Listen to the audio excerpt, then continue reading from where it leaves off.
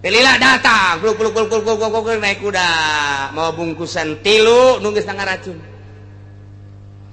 atupan tadi ngkekeun deui tadi musyawarah lagi kos gitu datang gua dingkekeun deui ceder bae atuh langsung bae datang pukul goler bae misah uluna tinggal dua anak orang bagi dua jadi berarti hiji setengah siap orang balik kan meme balik orang dah heula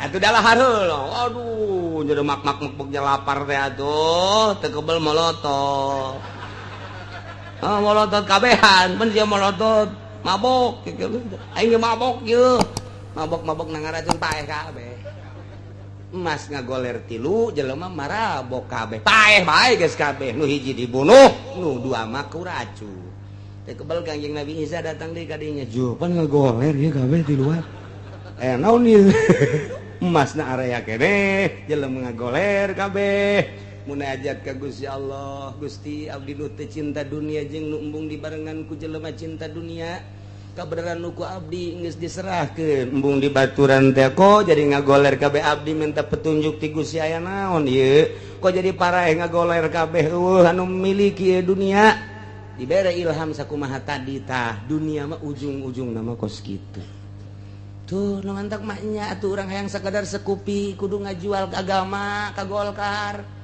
kudu ngajual ka P3 kudu ngajual ka PDI kudu ngajual ka partai kudu ngajual ka kandidat hina amat tanya sekedar menghasilkan nu hina agama nu mulia dijual kadinya naudzubillah min zalik wa min zalik dalam rangka dakwah Kangjeng Nabi dakwah khufyah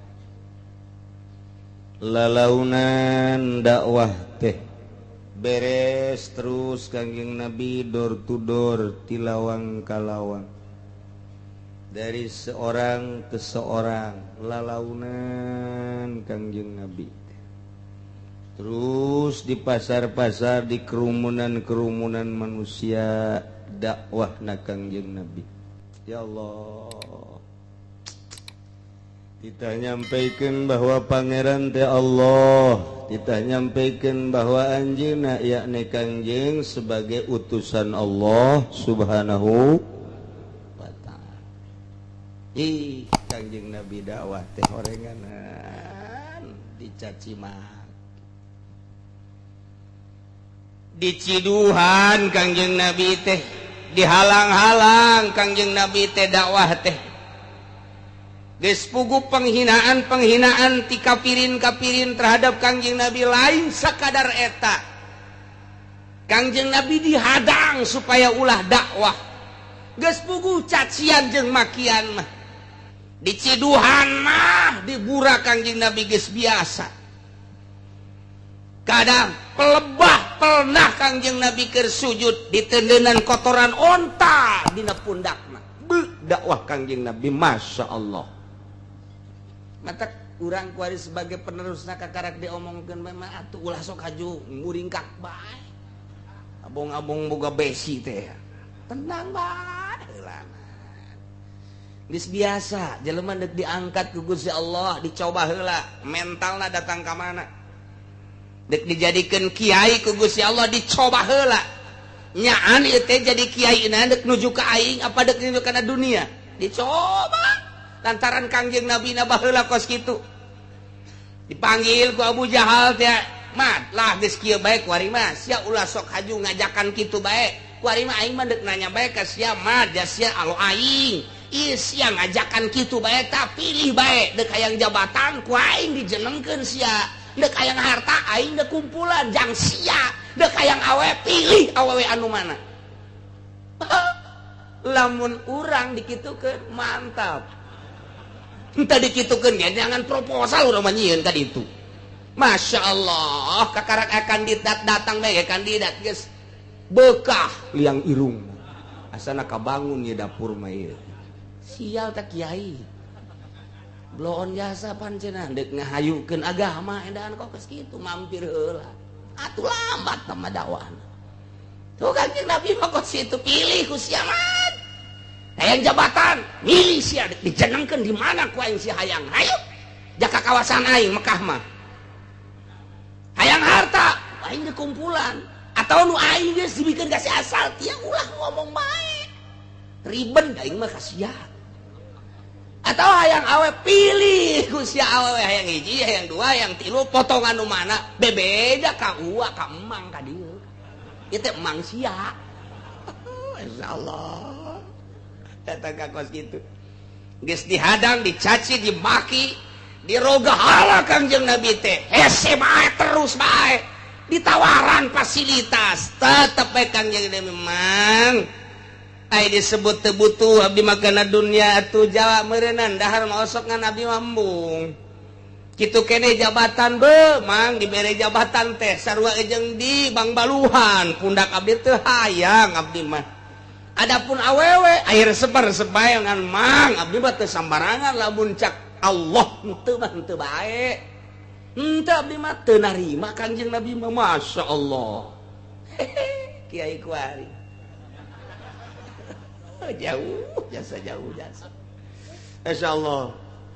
Madak baca ta riwayatna, jang contoheun urang, pancenah ulama teh warasatul anbiya, orang jerona mah warasatul Firaun. Itu isi urang. Madak teu sejuk deket kiai teh.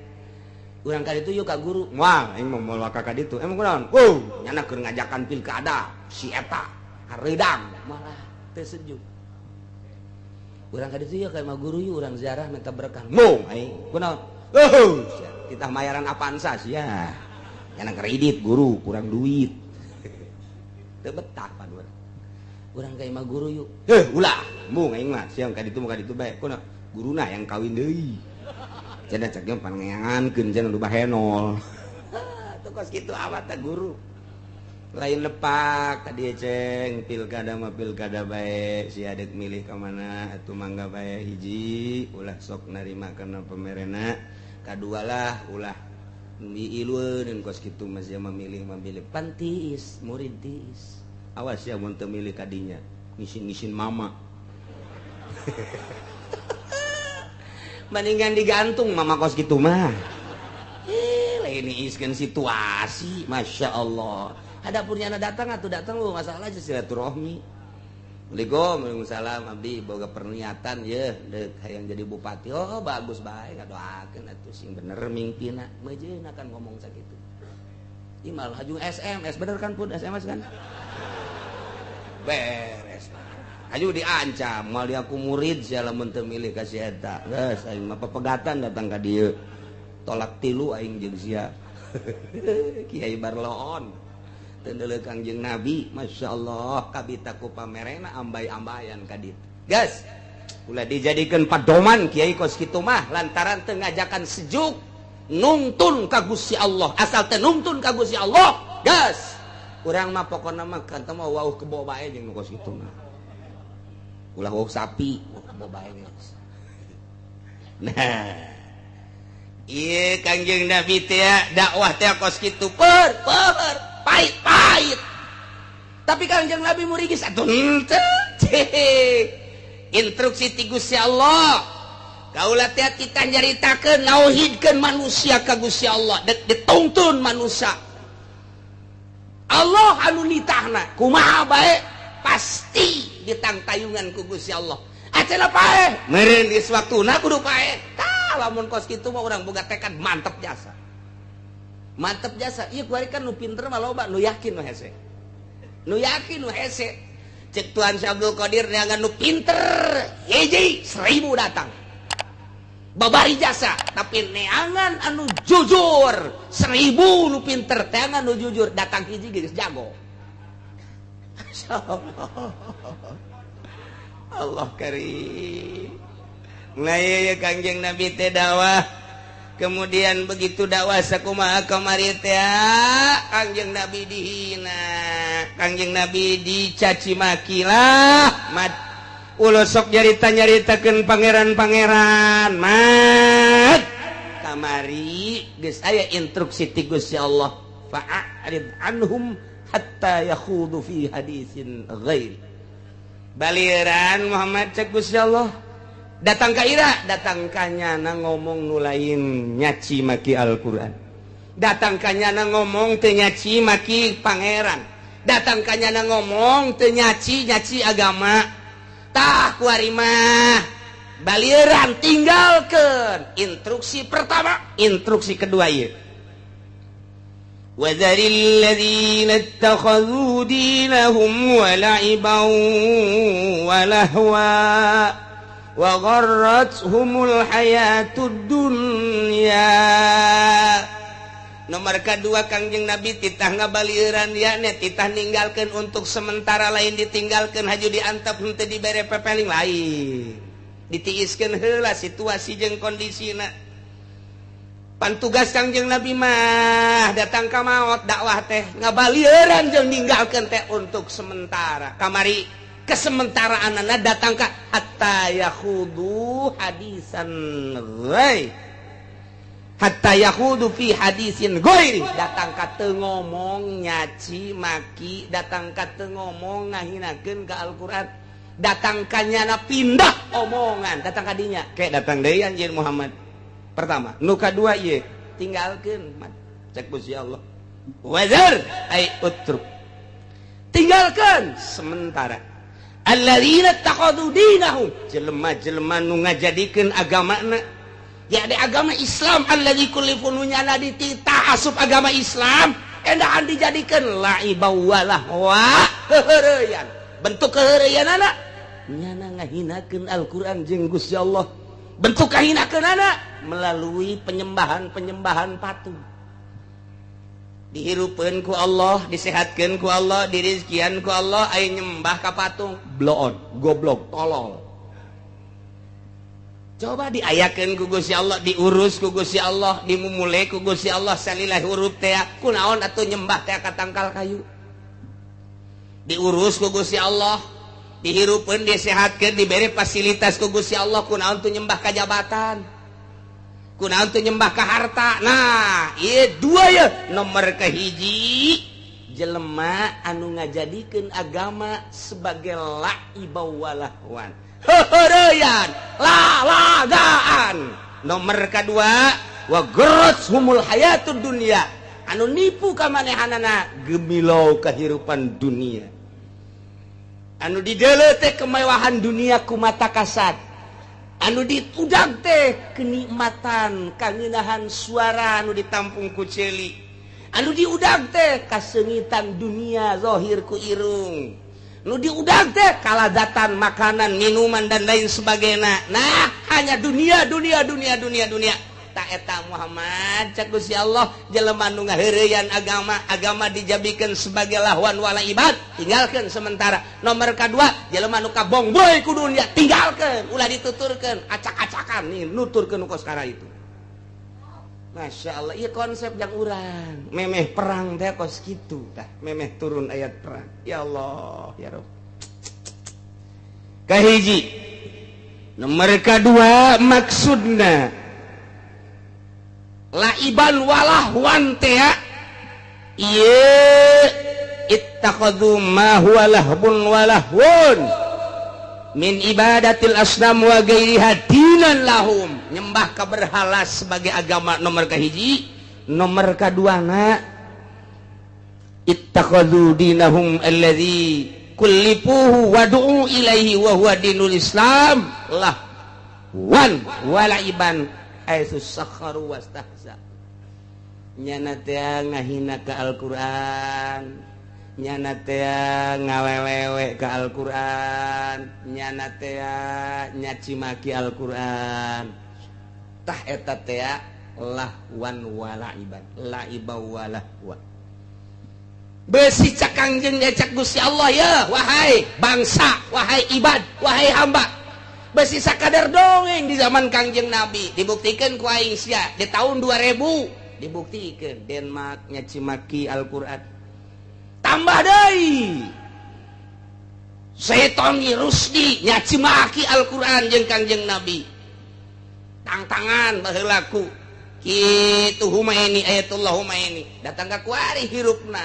teu puguh karuh emang kumaha gitu teu boga keterangan Salman Rusdi pernah kunjungan ke Mesir ge lantaran Mesir mah kitu geus kacaplok ku Amerika rarasaan teh hampir terbunuh balik deui nya ka Amerika diberi hadiah Nobel ke Amerika teh bahwa inilah manusia yang gagah, yang berani, tidak takut-takut mencaci maki Al-Quran dan Muhammad, diberi hadiah Nobel. Masya Allah, nu karari itu diberi hadiah Nobel, diamankan, diberi fasilitas kuari di Amerika. Nu kamari di Denmark sarua bae, tambah deui nu kamari, Masya Allah, nu mantek lamun urang ningali ka tukang setik bajos bus eta teh pernah ditimpa ku sendal, di tempat ku sepatu teh suatu penghinaan, panjelemana eta teh dibawa ke Amerika. Waktu di Baghdad ditimpa ku mahasiswa jeger, eta teh balesan daripada nyana ngahinakeun terhadap Islam. Sebab di Irak saat eta kumaha begitu disidang di Amerika kan teu ditayangkeun kan di urang teu meunang. Emang kumaha kitu di Baghdad teh tentara-tentara Amerika teh ngumpulkeun Al-Qur'an, dicaci, dimaki, diciduhan, dikiihan, dibelem, dilengkahan. Deuk kumaha teu barudahna coba mahasiswa di Irak, mahasiswa di Baghdad. Nah, kabeneran kunjungan ka ditu, timpa maka sepatu jeger. Cukup penghinaan sakitu cek nyana untuk balasan. Kumaha eta? Panggilkan ke Amerika, disidang. Kumaha nasibna? Nyana tetap mempertahankan Islam. Teu kumaha nyana tegentar saya ketik acan. Begitu dibunuh, bunuh saya. Yang penting agama Islam luhur, ya'lu wala yu'la alaih. Jadi orang lamun neuleuh keberanian orang Baghdad bandingkeun jeung urang datang ka mana coba urang. Kuari nyana nu nangtangan Amerika luar biasa. Goyang Amerika ditangtangan ku Baghdad. Datang ka kuari can pulih perekonomian Amerika teh gara-gara hanya seorang Saddam. Seorang Saddam teh bisa ngerubah transaksi minyak tina dolar karena euro. Kabakan Amerika, target bunuh Saddam. Tahu masalah? Cek Saddam teh saya mah dibunuh juga hanya untuk bangsa, negara dan agama. Tah ieu urang keur carita kawawanenana bae. Nang tangan Yahudi teh datang ka kos kitu batur mah bandingkeun jeung urang Cikupa. Datang ka mana urang mah? Nang tangan ke tuh jauh bae, lamun di deketan mah boro-boro ku Amerika ku Obama, kakara ku lurah ge. Mangga. Kakara ku camat ge mangga. Kuari target deui. Iran. Sebab naon? Dek ngerobah transaksi tina euro kana dinar. Otak manusia datang ka kos kitu. Cek Najd sekarang kita alihkan. Nyana geus ngarancang. Mungkin iya, mungkin ngagos doang ke Amerika. Tidak usah pakai dolar dan tidak usah pakai euro. Sekarang kita pakai dinar. Kelabakan kedua kali Amerika. Iran target kedua cek Amerika. Uji coba Israel jeung Palestina. Di bom nomor kahiji Husein. Hasan, Husein, kemudian Ali. Boga tilunya. Kakarak dilalagakeun doang ku Iran teh. Wah, Husein ya. Islalagaan anak batur mah kos kitu. Anti Yahudi, anti Amerika. Urang ka Iran, lamun teh amah, ieu urang lain urang Indonesia, meureunanan mawa dolar teh dihina ku nyana lantaran urang Indonesia ngan neuleuh doang kabeungeut. Hartina di dieu mah anti dolar. Sedangkan urang kabehan mawa dolar di dieu waktu ka Iran teh cakna geus anti dolar kami mah. Anti ka Yahudi, anti ka Amerika, anti ka dolar-dolarna. Pohara jasa negara mentak target Amerika. Ye, cak Iran, kami ge targetna ngancurkeun Amerika. Ieu mah keur lain carita naon? Carita wawanena pohara jasa. Bandingkan jeung urang sebagai bangsa Indonesia anu geus luhur jasa di bawah ku Bung Karno. Kuari pelepes terkenal Indonesia, negara terhebat korupsi. Ieu ge muji syukur bae ka Gusti Allah geus berarti. Jet penggede urang.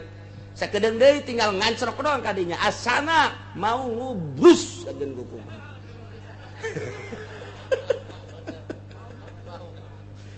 Aduh. Atuh lamun mau ngubrus aja pojali ngubrus sarua bae. Aduh. Masya Allah. Tah, ieu keur carita wawanen. Diadukeun Syria. Wah, kabar ka urang teh goreng jasa. Urang teh nyaho aslina di ditu. Membabi buta Mesir lantaran eta teh bonekanya anak ternyata boneka dek hantem tuan anu tadi nama dianggap ku Amerika teh sekolah di Amerika dididik di Amerika dijieun pelornya supaya jelema Mesir teh Amerikais ternyata dek ngabangun negara Islamnya di Mesir perangkeun ku Amerika diurang asal berbau Islam bae tah Gus Dur berbau Islam lengserkeun kuda dibawa ke ditu Amin Rais bagaimana saja caranya tidak terbukti datang ke kuari di sidang naon Gus Dur lantaran berbau Islam lamun kuari aya kiai ya diangkat ku masyarakat Indonesia jadi presiden misalnya haju manehanana bener-bener menyuarakan Islam moal kungsi saminggu nasib kedua lengser deh bae asal manehanana tapi lamun mainna kuat perang mantan cek urang mah maningan Oma Irama mah geus jelas cenah mah geus jelas pokona mah pilihnya na ketika jadi presiden Amerika ngomong nyerang cak Amerika cak Oma Irama serang ribut cenah mah ngagitar bae cak tentara sial-sial teuing aing paeh ngana ngagitar aduh Masya Allah endahan darah muda kunya di kieu-kieu teu beres Oma Irama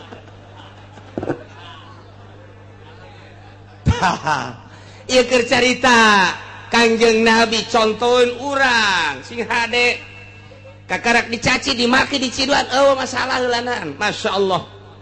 Nah kadua kari wazaril ladzina ittakhadhu dinahum tinggalkeun ku ajeun Muhammad jelema nu ngajadikeun agama sebagai laiba walahma nyemah kana patung atawa ngaheureuy-heureuy ngaistihza ka Al-Qur'anul Karim nomor katiluna kudunya heula hakna dina agama kudu kumaha nu sabenerna hak dina agama adalah allazi yansuruddin li ajli annahu qawmad dalil ala annahu hakul wa sidqun wa sawabun tanjerkeun agama ulah lalagaan ulah aya laibu walahun dengan cara argumen-argumen Islam dalil-dalil kekuatan Islam tanjerkeun bejakeun haram haram halal halal ialah nu bener, ialah nu salah, ialah nu halal, ialah nu mubah, bejakeun supaya masyarakat nyaho, oh ieu haram,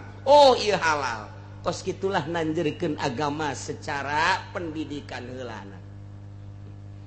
Terus beja-bejakeun. Nah, kuari kumaha lamun ngan sakadar jadi lipstik doang, agama teh ngan saukur dengunganna doang, jerona mah aya muatan-muatan lain agama.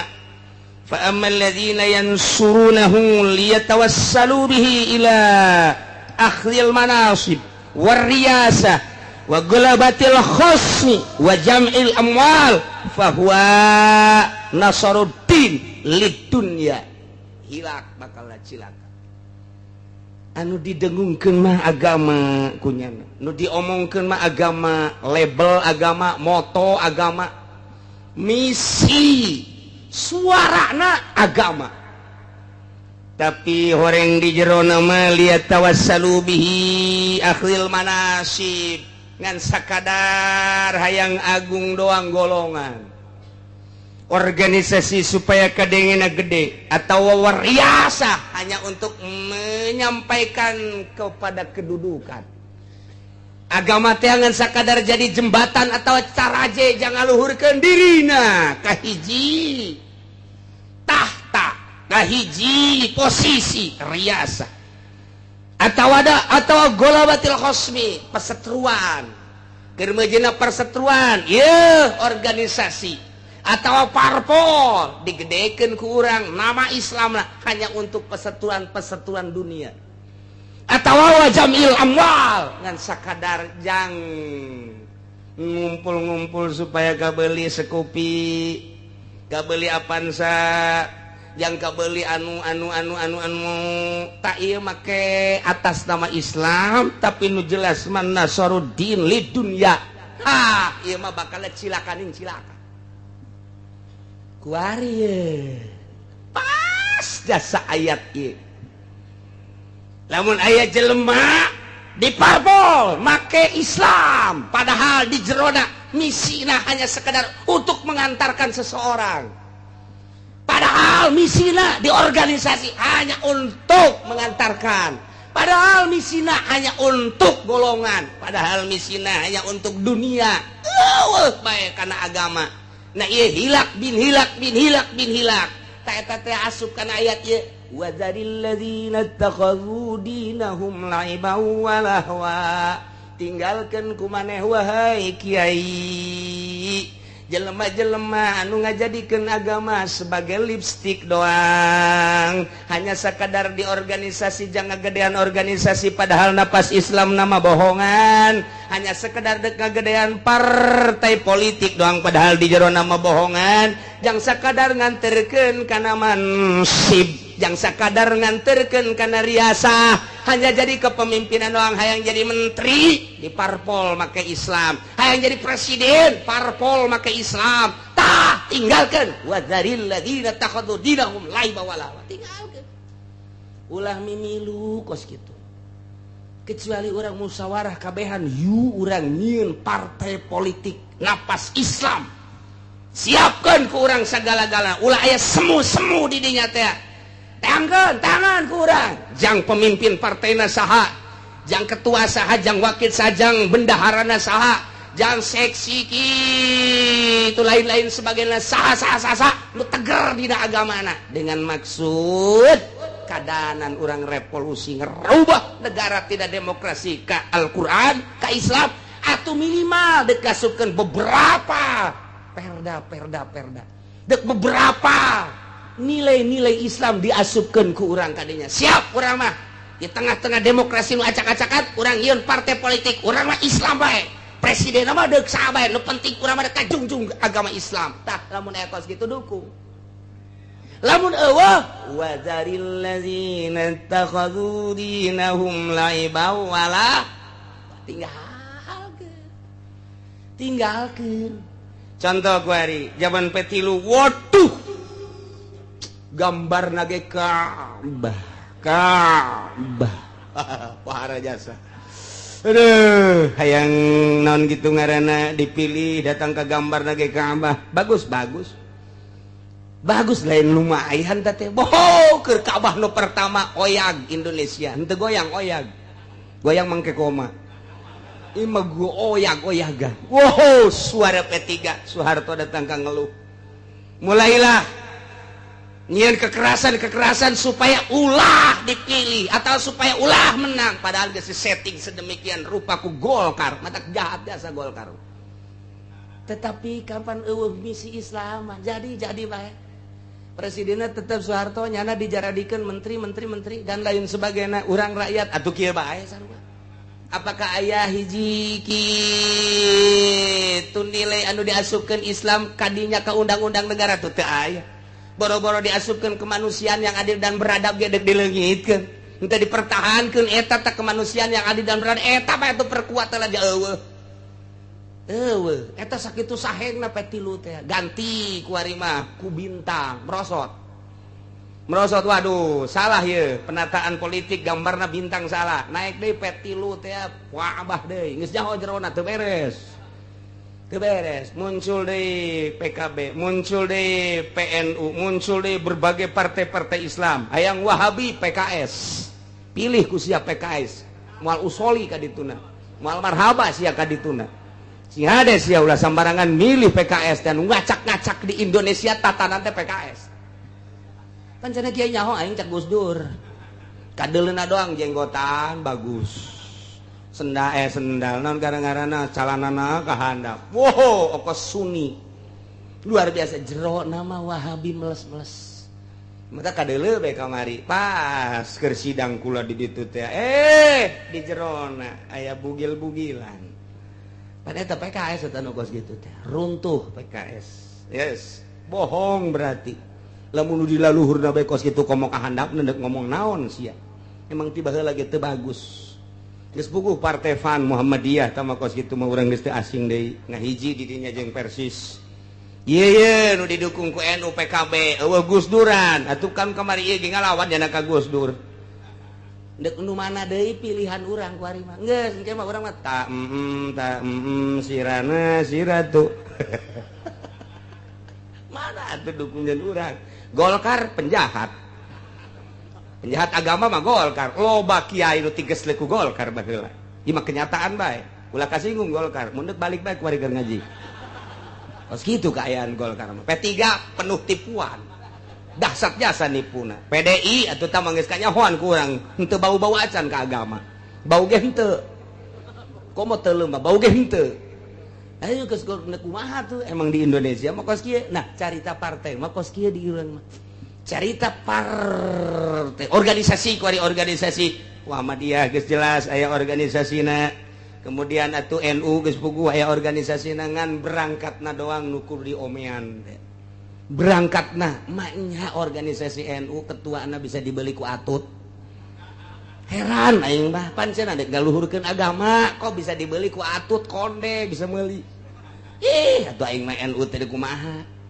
da ti luhur ieu teh anu kuari meunang ngabisikan presiden dibisiki nu ayeuna teh agil teh geus teu kudu nyaho ka jerona bam kula mah nyaho jeung orang luhur jeung orang NU di luhur kunjungan ka imah dulur kula ngobrol kieu lah kiai cenah tah di jerona NU teh nu mantak kajenting lawan saha bae sekalipun adina Gus Dur eleh bae lantaran geus ngabisiki naon hartina ulama khos eta di ditu panjang nangtukeun seorang pemimpin teh make ulama khos di NU mah tapi kos kitu kaayaanana nu mantak lamun urang memperhatikan memeh muktamar NU dipanggil heula ku presiden Agil Sirot menghadap heula sakitu ge cukup dina politik mah cenah kiai kula mah teu nyaho bagusan teu nyaho sia geus mendingan milu ulah geus kumaha ge geus sakitu bae kaayaanana keur acak-acakan ku ari ieu mah keur carita eueuh ceureuh kabeh di organisasi agama hanya jadi lipstik doang artina lipstik teh gincu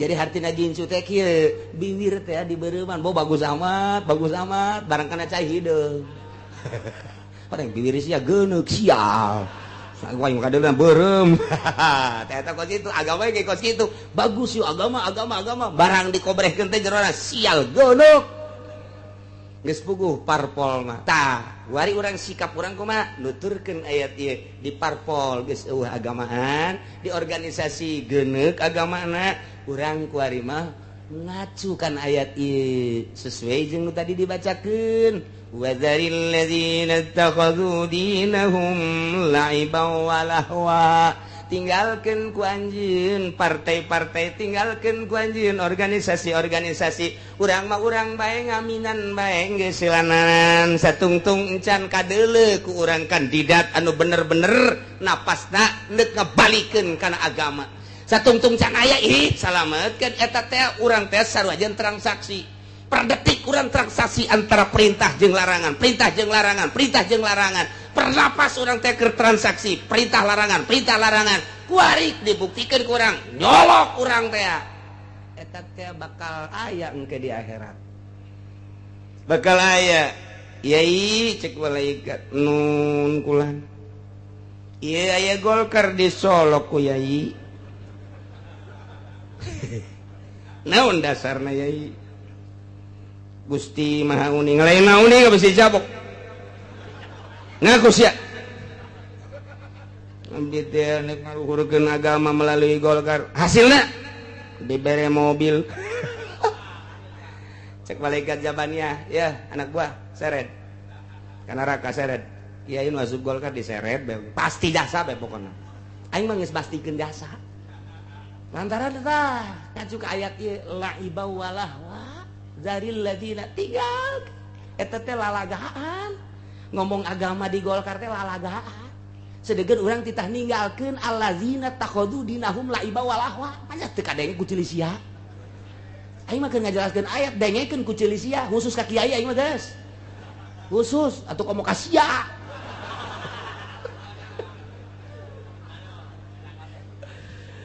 ieu ka bener ieu mah keur carita ayat deuk ka mana lumpat aja kos kitu tafsiranana tuh ji supaya jelas ieu mah supaya jelas supaya nyaho bae ade kieu petiga yai cek malaikat nun kula yai masuk petiga sumuhun maksudna wow agama beneran bener nyaho setengah naon bae atuh nu tilu di urusan bidang agama teh sugan aya hiji bae heula nilaina teu aya ajupan yai nyolok bae sekupi cek malaikat zamannya sarua seret rada ka tengah ieu rada ka tengah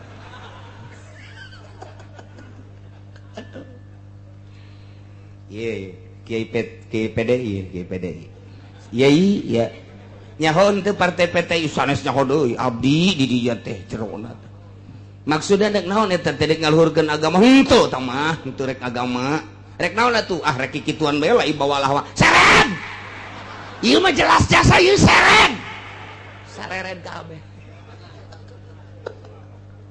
aduh ieu mah geus lain di seret ka tengah teh melebes Ikir carita wazaril ladzina takhadhu dinahum deuleu kandidat nu bakal main di luhur jadi presiden nu bakal dianterkeun ku partai-partai ketua partaina aya eueuh anu henteu laiba walahwa artina laiba walahwa teh tadi teh ya liat tawassalu nyana nyieun cukang lantaran melalui agama akhdil manasib hayang pangkat wariasa hayang jadi pamimpin gola batil khosmi debat supaya menang jamil amwal ngarau kusiku hayang menang kekayaan saloba-lobana nah iyalah anu nasaruddin lidunya agama dipakekan dan dunia kumaha wazaril ladzina takhadhu tinggal Masya Allah, Masya Allah, Masya Allah. Sing hade. Abah ulah engke urang ulah salah ketika kitu di sidang jaga di Robul Jalil. Saurang mengkan. Ya Allah, ieu timbangan urang di tengah dihisab. Gerokeun saurang jelema neureuleuh kabeh. Wah, tuh kiai urang tuh. Kiai urang tuh coba kumaha tuh kiai urang tuh. Nu baheula make jubah teh tuh. Nu udeng-udengna gede teh. Iya coba. Dideuleuh ku urang, horeng diseret. Cak anak buahna yai bae diseret ku urangnya. Aduh, ngaringis jasa ieu ayat. Ya Karim, Masya Allah. Eungap ieu si gade. Ieu teh kakarak memeh ieu teh. Memeh ayat perang geus ditaninggalkeun ngabalieur untuk sementara. Kabelah ditu lamun bedegong bae terus perang. Lain kudu urang ditinggalkeun lain. Perang matak perang Kangjeng Nabi jihad fisabilillah. Yang urang kuari lantaran perang geus bae urang mah di jero imah bae magahan ngaji salat geus aya nu kumaha sumuhun nyanggakeun sadaya ngadoakeun beusi salah ieu beusi salah urang mah nyekeran Al-Qur'an mun aya nu nanya kiai kula kudu milih ka mana babari urang ngajawabna sia resepna ka mana kurang mah ka Golkar nu mantak resep ka Golkar sia kunaon aya karasana urang tuh karasana ban kaganti bae cek janna teh tuh kumaha sia bae geus kitu teu kudu nanya tuh kos kitu mah sia mun nanya mah encan kos kitu batur los ya ditu geus teu kudu kumaha salametkeun yeuh tah ayat ieu tah awas ya pemilu nu bakal datang lamun sambarangan ieu kacaplok ku ayat ieu sia aing mah ngabejakeun doang ieu sia aduh mangkaning Haji Pudole geus kontrak politiknya aduh lainnya na bae loba deui ngan teu kudu disebutkeun ngan nyana bae nu aya digigir Insyaallah wazaril ladzina takhadhu balik lagi mah beh asup ka jero jantung wazaril ladzina takhadhu dinahum laiba wa lahwa tinggalkeun ku anjeun Muhammad jelema nu ngajadikeun agama sebagai lalagaan jeung heureuyannana teh nyaeta nyembah patung atawa manehanana teh heureuyaan melalui agama padahal jang dunia tinggalkeun moal beres sukos kitu mah hiji panjang gini teh caritana cukup beula sakitu wa gharratsumul hayatud dunya tinggalkeun jelema anu masih keneh cinta dunia nu dunia nipu kamanehanana pajar langgeng di dunia sehingga di dunia teh mak bahasa Yunani teh mak ngarau kusiku cek urang Bandung mau tuh hese moal kumpul dia pakai ngarau mah kudu nama ieu mah kusiku atuh acak-acakan. Nah nu dideletingan sekedar kemewahan dunia bae hayang naik jabatan hayang tenar ke belah ditu nama hayang rarau dunia teh belah ditu nama hayang jadi bupati terus hayang jadi menteri geus jadi menteri engke bakal dibui buyeun loba jasa buyeun sabaraha miliar triliun teu kagok masyaallah. Iya tinggalkan jelema nu kos karitu cinta dunia mah. Komo lamun urang ningali dina kitab Tuan Syekh Abdul Qadir mah jalis cek Tuan Syekh Abdul Qadir. Diuk maneh jeung hiji jelema nu nuntun maneh ka Allah. Tinggalkan jelema anu hese ditungtuna ka Allah atawa anu ngabilukeun maneh supaya cinta dunia. Tinggalkan moal beres ya hirup sia kos kitu mah. Kurang kumaha jelas Tuan Syekh Abdul Qadir dina kitab Fathur Rabbani. Nah iya dua motif dua sifat manusia hiji nu ngalecehkeun kana Al-Qur'an jeung agama tinggalkan sementara lain berarti ditinggalkan terus kayak ira-ira deui bere jangan. Nomor kedua jelema nu katipu ku dunia tinggalkeun heulanan lantaran moal beres jelema keur katipu ku dunia. Terlena ku dunia jabatan aya di aing pangkat aya di aing wilayah aya di aing kekawasan aya di aing dunia aya di aing Indonesia manu aing sia mah ngontrak kabeh ge hayang awe nu mana bae siap nu mantap cenah mah ngizinan bae kana hotel sebab di jerona pagawean nyana teu kumaha tuh janyana nu sok umplang-amplung ka hotel mah pusan pesen nu bule nu putih nu hidung sekaligus pesen hayang nyaho jerona kos kumaha nanti aya teu kudu jauh ke Jakarta aya dek dibangun mah hotel di dinya deukeut ngeunjang aing tuh dak kabeh kos karar itu. Nah zaril ladzina takhadhu dina hiji jelema anu gitu ngaheureuykeun ka agama tinggalkan. Nomor kedua jelema anu cinta jasa kana dunia poho ka agama tinggalkeun. Mendak Kangjeng Nabi Isa mah dua manusia anu anti jasa. Hiji jelema anti dunia, kedua jelema anti jabatan. Anti Kangjeng Nabi Isa. Tes eta mah geus anti bae dua manusia eta mah tah. Dua sosok tipe manusia, hiji cinta dunia malaikeun Kangjeng Nabi Isa mah. Babaturan jeung nu kitu terus cenah mah ngadakwahan bae kudu babaturan mah. Kecuali nu ngadukung cak Kangjeng Nabi Isa, hartana dipake ngadukung jang agama, silahkan jeung aing babaturan. Satungtung teu pake ngadukung agama. Saing mah jam moal kebal ge paeh cak Kangjeng Nabi Isa. Siap yes istimewa Kangjeng Nabi Isa. Nomor kedua cinta jabatan. Cinta wilayah. Dua. Mantap Kangjeng Nabi Isa teh pan pernah aya jelema hayang milu. Kan Kangjeng Nabi Isa mah teu boga tempat, sajengkal ge teu boga. Dakwah teh dakwah baik per jam, per detik, per menit, per hari teu dakwah we Kangjeng Nabi Isa mah. Tapi tetep dicaci dimaki. Keistimewaan Kangjeng Nabi Isa pohara jasa aya jelema lolong usap cager asal iman ka Allah. Aya jelema lampang usap cager. Aya jelema lepra usap cager. Komo bangsa kutil mah tiup pop beres. Bangsa kutil bangsa doton babari tah geus kos kitu. Aya jelema batuk bae aya naon ge ieu kula cenah batuk bae tiup pop. Coba kurang ya batuk bae tiup pop.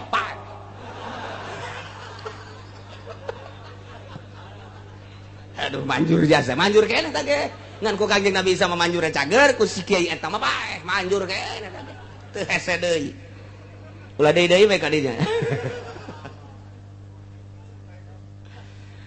saketa hiji lalaki abdi bade nuturkeun Tuhan bae dakwah ulah cek Kangjeng Nabi Isa moal kuat dakwah jeung ka ulama sebab ulama Rasul dibere mujizat anjeun moal kuat ulama anti dunia anti jabatan hiji we Allah moal kuat ulah we henteu ulama neuk milu bae ulah henteu rek milu bae keukeuh amat hayu atuh tapi tetep dites ku Kangjeng Nabi Isa milu dakwah cenah ditukangkeun Kangjeng Nabi Isa wah mantep cek eta jelema sapoe kadua poe kan lapar Kangjeng Nabi Isa meuli roti 3 meuli ngana roti 3 pas kebenaran geus aya 3 cek ka Kangjeng Nabi Isa kula salat heula Allahu akbar nyana juga tukang nu 3 teh dihakan hiji di dahar ku nya lep lurus beres aju nyana milu ngarendeng jeung Kangjeng Nabi Isa kos duh henteu pantah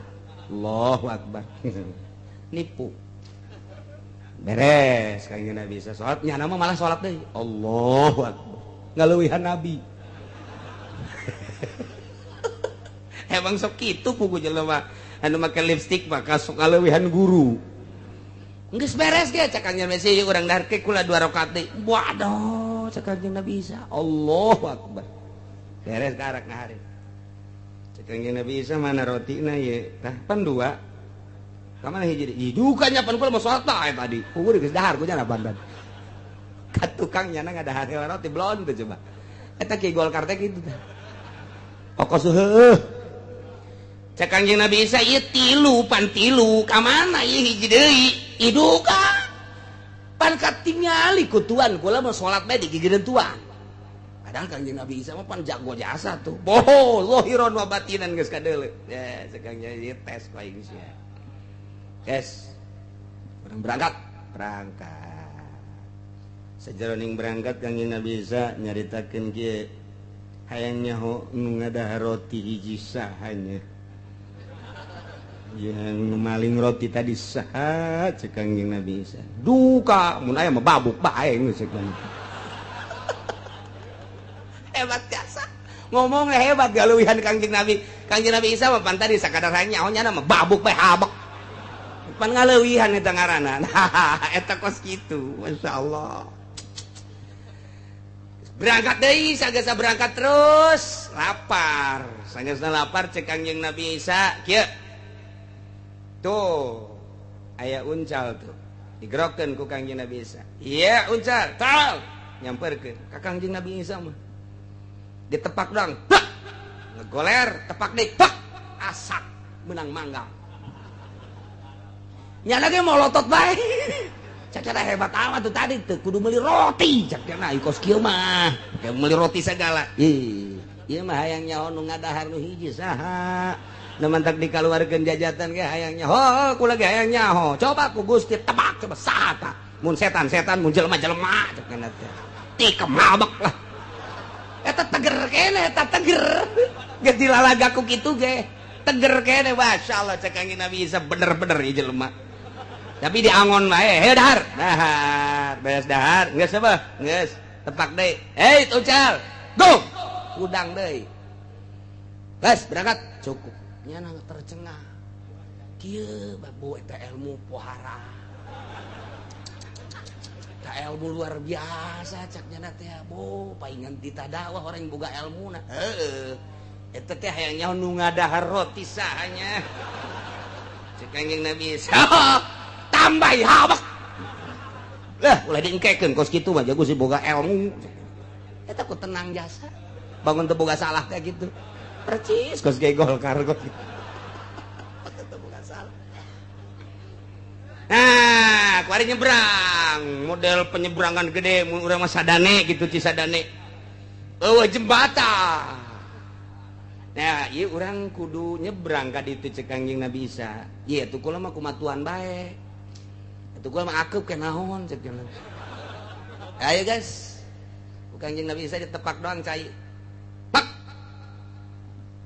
das cai teu oyag-oyagan cai lempang datang ke tengah ditanya nu ngadahar roti saha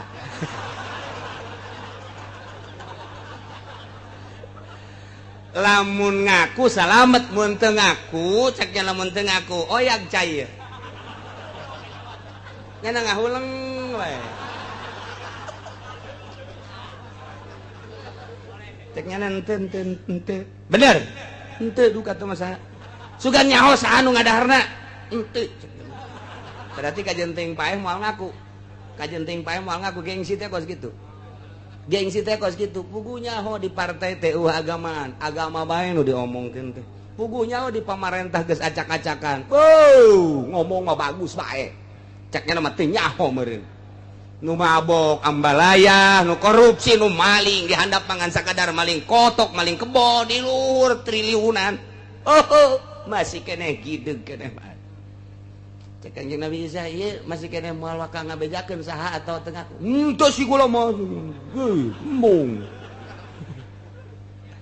tegerawat cek Kanjeng Nabi Isa teh teger jasa ieu budak aya geus nyebrang wae kumaha ieu di arahanan ieu.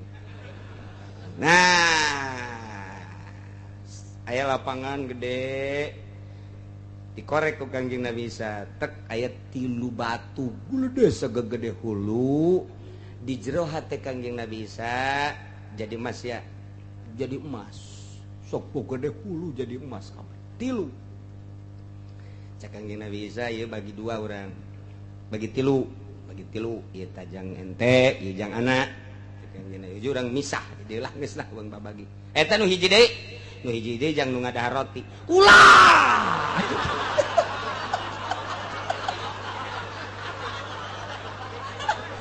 eleh deet cek Kanjeng Nabi Isa sia eleh deet sia ieu nu ngadahar roti muhun aduh tak cinta dunia mah kos kitu tah ujung-ujungna mah atuh kapleset bae kajenteng di wali-wali kajenteng di kiai-kiai lain mah atuh kanyahoan bae tetep atuh padahal mah nyana ulah ngaku kayaknya ngakunya hula cakna tuh ku hayang emas teh cek Kanjeng Nabi Isa sia bener ngaku cenah kula ai sia ngaku mah geus tah nu 2 jang sia atuh sia nu ngadahar roti teh nu kula ge jang anjeun tah geus kula mah embung babaturan jeung nu cinta dunia embung panti awalna ge hiji nu cinta dunia moal beres dakwah cinta dunia moal beres gulak-gilek bae engkena teu bisa ngomong cau au sebagus dikaluhan pan moal beres aing mah teu hayang cek Kanjeng tadi ge hiji cinta jabatan moal aing mah 2 cinta dunia moal bae lamun geus bolos teu hayang jabatan teu hayang dunia milu jeung aing guys tinggalkan di dia alhamdulillah tuh ditinggalkan teh pan alhamdulillahnya nama emas geus ngabayangkeun meuli kuda nyieun imah ieu mah pohara jasa lamun dijual hiji bae geus komo aya 27 turunan aing jadi jelema sugih ieu pohara keur meujeuhna ngalamun kitu jol bae aya garong tiluan pedang geus dikikeun set naon eta emas nu saha nu kula lamun sia teu babagi mun teu babagi ieu beheung tarohanna mun babagi salamet sakitu bae aing babagi salamet teu babagi beung cek nganak dedek sugih teh jadi aing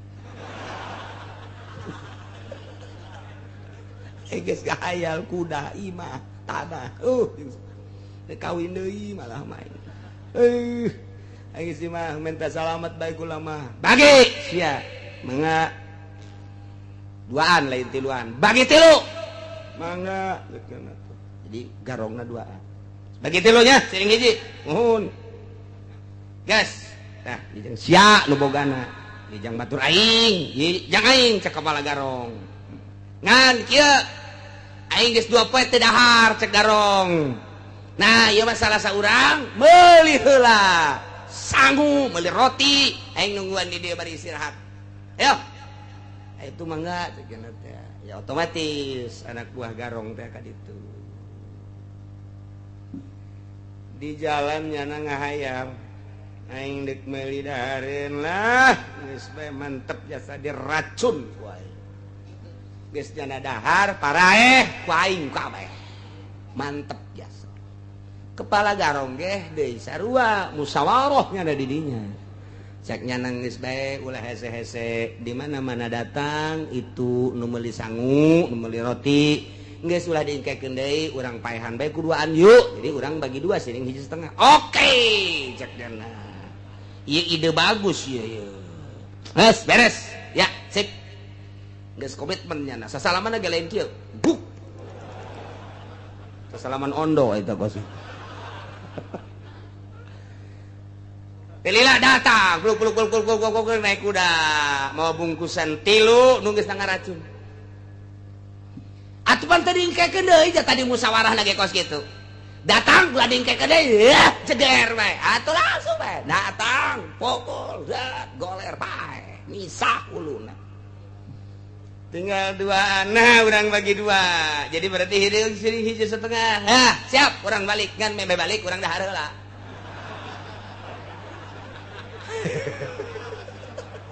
Atuh dah lah hareula. Waduh, jadi mak-mak lapar teh atuh, teu kebel molotot. Molotot kabehan, pan sia molotot mabok kieu. Aing mabok ieu. Mabok-mabok nang racun paeh kabeh. Emas ngagoler tilu jelema marabok kabeh. Paeh bae geus kabeh. Nu hiji dibunuh, nu dua mah ku racun. Teu kebel Kangjeng Nabi Isa datang deui ka dinya. Jo, pan ngagoler ieu kabeh ti luar. Naon ieu? Emasna area keneh, jelema ngagoler kabeh. Munajat ka Gusti Allah, Gusti abdi nu teu cinta dunia jeung nu embung dibarengan ku jelema cinta dunia. Kabeneran nu ku abdi geus diserahkeun, embung dibaturan teh kok jadi ngagoler kabeh abdi minta petunjuk ti Gusti aya naon ieu? Kok jadi paraeh ngagoler kabeh anu miliki dunia? Dibere ilham sakumaha tadi tah, dunia mah ujung-ujungna mah kos kitu. Tuh nu mantak maknya atuh urang hayang sakadar sekupi kudu ngajual agama ka Golkar. Kudu ngajual ke P3, kudu ngajual ke PDI, kudu ngajual ke partai, kudu ngajual ke kandidat. Hina amat tanya sekedar menghasilkan nu hina, agama nu mulia dijual kadinya. Nauzubillah min zalik wa min zalik. Mantak ayalah ayat ieu. Wa zaril ladzina ittakhadhu dinahum la'iban wa lahwa wa gharratuhumul hayatud dunya. Ulah dibarengan jelema anu ngaheureuy-heureuy agama, nu lalagaan agama. Kahiji, kadua ulah sok ngabarengan jelema nu keur cinta dunia. Moal beres kajen kukumaha ge, tinggalkeun, tapi nu rapih ninggalkeunna. Hartina salametkeun diri urang munajat ka Gusti Allah tanpa aya huru-hara bager bae jeung saha. Urusan urusan manehna, urusan urang jeung Gusti Allah.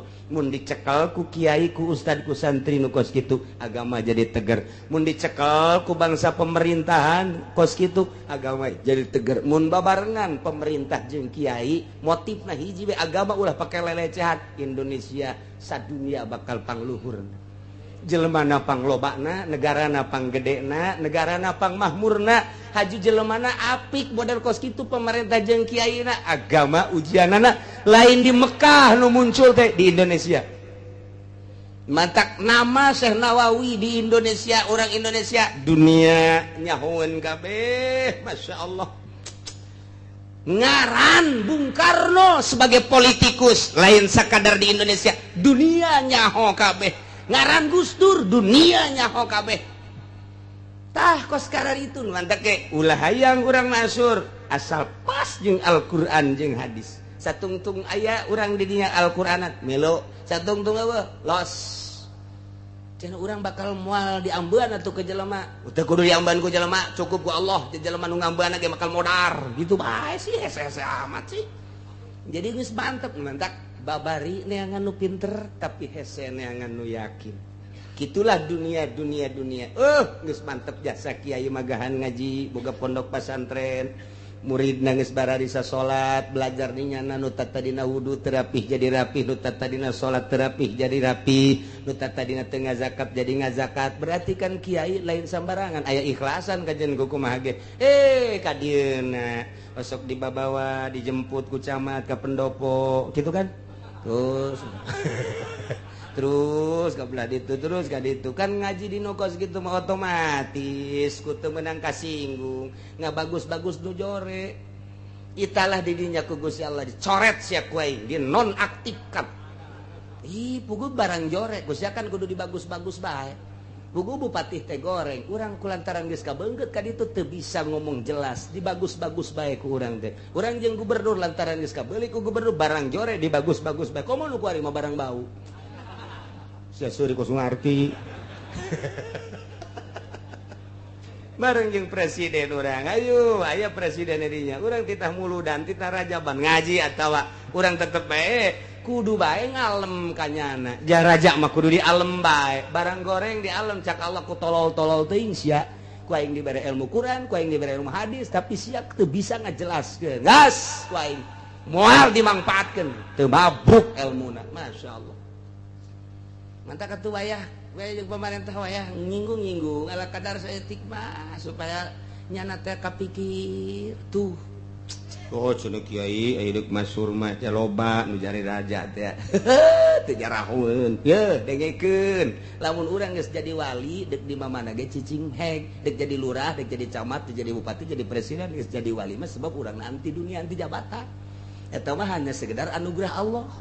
Basar aican jadi mah boro-boro sagede urang sagede Harun Ar-Rasyid raja kudu jadi rakyat heula sagede Abu Bakar Shibli gubernur teh gubernur berangkat da nyana kumaha teh eureun nya jadi gubernur Sesiri Sikti teh bos terbesar di Baghdad kulantaran manehna can boga ilmu batin resep kana dunia ditinggalkeun heula jadi bosna kayak geus jadi wali kakarak berangkat teh Imam Ghazali geus 13 tahun jadi ulah sok sacablakna sugu dah tuh nak naon sih jadi bupati jadi gubernur ge kiai ge atuh kiai nu mana manya kiai modal sia ye da ceng pikri tuh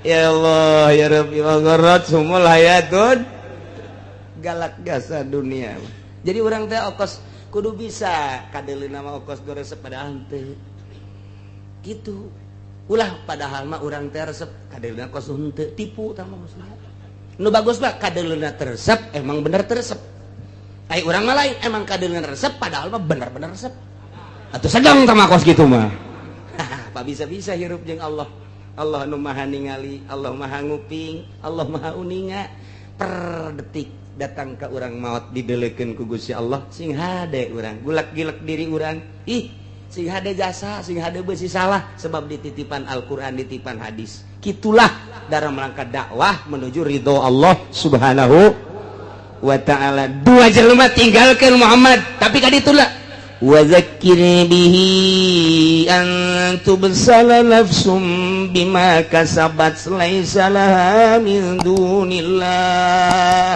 wa zakir wallahu a'lam.